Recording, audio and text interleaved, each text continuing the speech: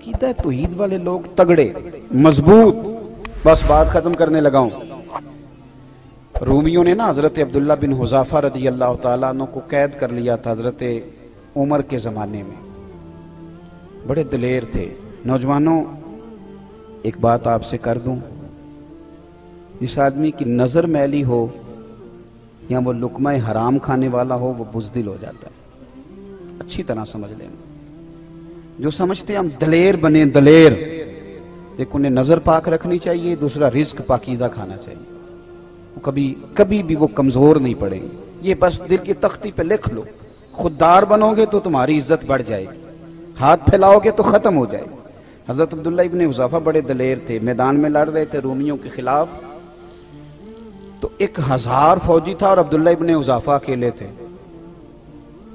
لڑ رہے تھے. چونکہ وہ اقبال نے کہا تھا کہ مومن تو بے تیگ بھی لڑتا ہے سپاہی، اس کے تو ہاتھ میں شے کوئی نہ ہو تو پھر بھی لڑتا رہتا ہے. لڑ رہے تھے. 1000 بندے نے مل کے گرفتار کیا. قابو نہیں آتے تھے. میں کہانی نہیں سنا رہا، حضور کے صحابہ کی شان سنا رہا ہوں. یعنی 1000 بندے نے. ہمارے بچے اللہ خیر فرمائے، انہوں نے موٹر سائیکل ایک ٹائر پہ چلانا سیکھ لیا ہے. باقی کوئی دنیا کا کام وہ باہر جا کے کریں گے، پاکستان میں نہیں کریں گے. ہر چوتھے بیٹے سے پوچھو آپ کیا کرتے ہیں، کہتے کاغذ جمع کرائیں باہر جانا. تو جب جاؤ گے تو چلے جانا، یہاں تو کچھ کرو. کچھ نہیں ملتا تو ریڑھی لگاؤ، کچھ نہیں ملتا تو کریانہ ڈالو. ایک پیشہ دنیا میں برا ہے، وہ ہے ہاتھ پھیلانا. باقی کوئی پیشہ دنیا میں برا، حضور نے تو تعریفیں کی ہیں محنت کر کے کمانے والے. سنو دوستو، عبداللہ ابن حذافہ جب گرفتار کر لیے گئے تو روم کے بادشاہ نے کہا اسے قتل کر دو. لیکن اس کا وزیر کہنے لگا بندہ بڑا قیمتی ہے، ہم 1000 تھے تو قابو نہیں آ رہا تھا، اسے کسی طریقے سے اپنے لشکر میں شامل کرو. اس نے کہا ٹھیک ہے، 2-4 چیزیں ہوتی ہیں جن کی وجہ سے بندے قابو آ جاتے ہیں. وہ پتے پھینکو.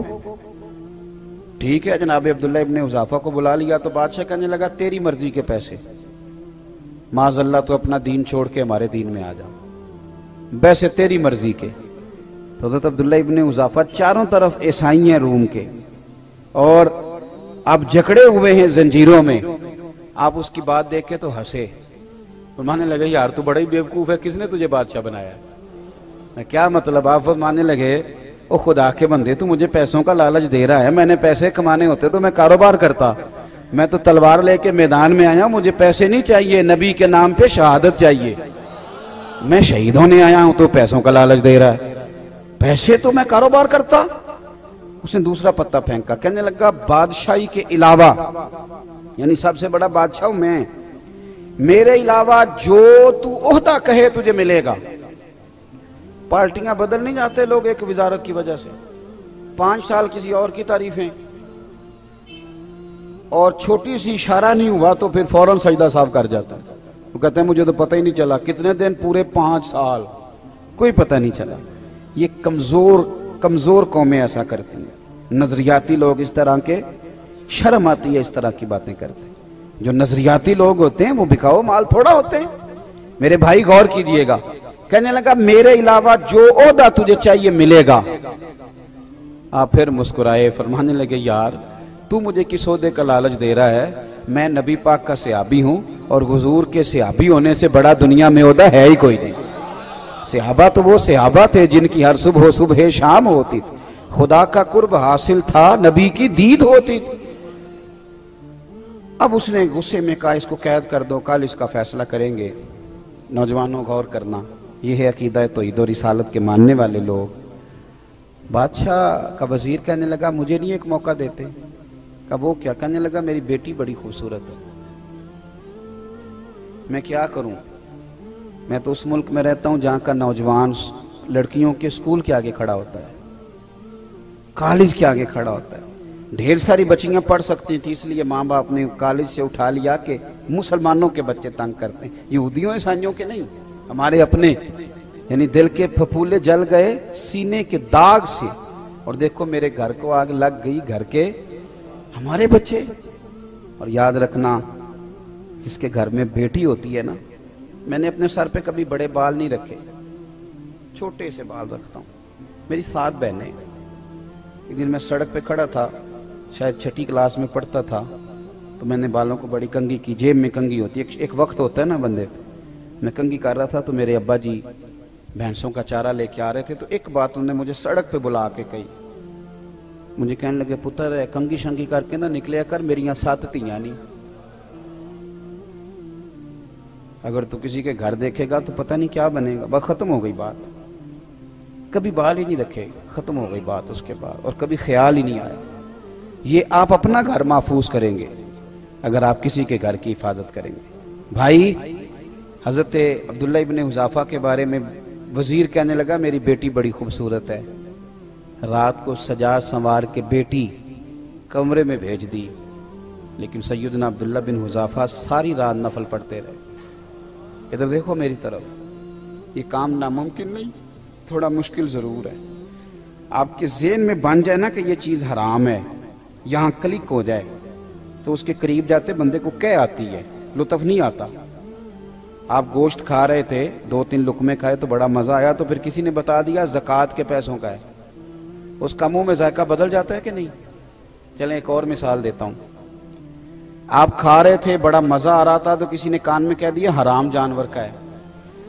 पहले मजा आ रहा था, लेकिन जब उसने कहा हराम जानवर का है तो क्या शुरू हो जाती है ना, उल्टियां आने लगती है ना। क्यों? कि आपके ज़हन की यहाँ फिट हो गया है कि हराम चीज खाई जा सकती। तो अगर ये ज़हन बन जाए ना कि ये हराम काम है औरत की तरफ जाना, तो फिर भी इंशाअल्लाह करीब जाते आपको लज्जत नहीं आएगी, आपको क्या आएगी कि ये मेरे लिए जायज़ है। बस यहाँ फिट करो कि ये हलाल है और ये हराम है। अब्दुल्ला इब्ने हुज़ाफा रदी अल्लाह ताला अन्हु के सामने बिठा दिया औरत को। सारी रात वो कहती है मैं बैठी रही, आप सारी रात नफल पढ़ते रहे। सुबह का वक्त हुआ तो वो बीबी कहने लगी तू बंदा है कि जिन्न है, इंसान है कि फरिश्ता है, मैं सारी रात बैठी रही तूने देखा नहीं। तो आप फरमाने लगे नजर झुका, मेरे साथ बात ना कर। कहा तूने देखा क्यों नहीं? कहने लगे कैसे देखूं, मैं मदीने वाले रसूल का मानने वाला हूं। सुबह दरवाजे पर दस्तक हुई, वजीर ने दरवाजा खोला तो बेटी से कहने लगा बेटी क्या बना? तो कहने लगी पीछे हट, तू नामहरम है, मैं तो मदीने वाले की गुलाम बन गई हूं। उसने कहा किस तरह? कहने लगी जिसके गुलामों की ये शान है, आका का क्या दर्जा होगा। फिर बादशाह ने बुलाया, कढ़ाई में तेल गरम किया, कहने लगा इन्हें जला दो। जब कढ़ाई में फेंका जा रहा था तो आप रोने लगे। तो बादशाह पूछता है डर गए हो? फरमाने लगे डर नहीं गया, सोच रहा हूं एक जान है, काश मेरी हजारों होती। ओ कच्चा रंग ललारी वाला जेड़ा चढ़दा ते लैंदा रहिंदा, ए इश्क तेरे दा रंग मुहम्मद चढ़ जाए फेर नहीं लैंदा।